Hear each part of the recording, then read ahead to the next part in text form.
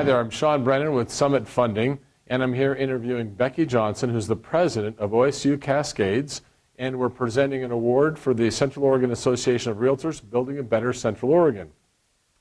Hi Becky, we've got a couple of questions for you here about the campus, and first of all I wanted to ask you, how do you feel that the campus works with the physical landscape of the community? Well, that's a great question, and I think you can see that we have a lot of natural landscaping out here behind me in the window. We tried to preserve as many trees, for example, when we built these buildings. I think we only took out about half the trees that were on this site and tried to preserve as many as possible. But the really cool thing we did was we had our natural resources students harvest thousands of plants, native plants that were on this site before we started construction. And they were taken to a local nursery where they were kept during the entire construction project, and then when it was ready to be re-landscaped, our natural resources students replanted those native plants so that they were already acclimated to these site conditions. So we're doing everything we can to have native plants that need very little water and are really belong in this environment. And then we're using it for educational purposes too. Our computer science students started an app that helps identify native plants, and they worked with the natural resources students and the biology students to say, well, what are these plants? Because the computer science students don't necessarily know what the plants are. What would you say about the building might look or feel very different from an older campus?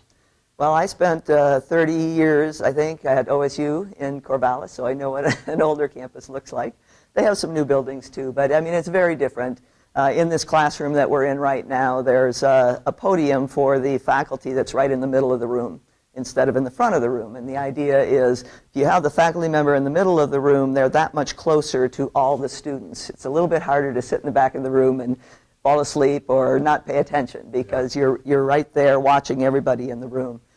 So we have a number of classrooms that have different kinds of setups for different kinds of pedagogy, and we've tried to be very high-tech, you know, the latest in all the different ways that you can incorporate technology into teaching. We have different classrooms that can do that with a lot of monitors on the wall, a lot of laptops that can work together on projects. So the building is really built with state-of-the-art teaching technology in it, which is of course different than you'll get in some of the older buildings. Sure. Anything else that you feel is kind of unique about the different buildings that you've got here currently? Well, the building we're in now, which is Tyson Hall, is our main academic building, and we built this in kind of a maker style, which means we wanted it to look like a building that you can see how it functions. So as you walk through the hallways, you'll see that we don't have ceiling tiles, and you can see all the pipes, you can see the wires, you can see what it takes to have a building like this function. And I think that's instructive for students, and it also, I think the maker space is something that's happening on a lot of campuses, and want to give students this idea that they can be entrepreneurial, they can be thinking about starting their own businesses, and how do things function so that you can think about how they will function in something that you're going to do in the future. Well, thank you very much. Yeah.